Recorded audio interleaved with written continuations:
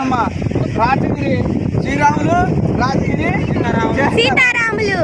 ఈ విధంగా మా రాజగిరి వంశంలో తరతరాలుగా భార్య భర్త ఒకే పేరుగా ఉంటుంది. ఒక్కొక్క వంశంలో ఒక్కొక్క కుటుంబం అలా వేస్తూ ఉంటుంది. ఆ భార్య భర్తలు ఒకే పేరుగా ఉంది మాత్రం వీళ్ళిద్దరే. కాబట్టి ఆ వీళ్ళిద్దరికి ఒకసారి మాత్రమయ్యా రోయమ్మ, ఎంతాలు ద్రౌపదయ్య, ద్రౌపదమ్మ, వెంకటేశ్వరులు, వెంకటరత్నం,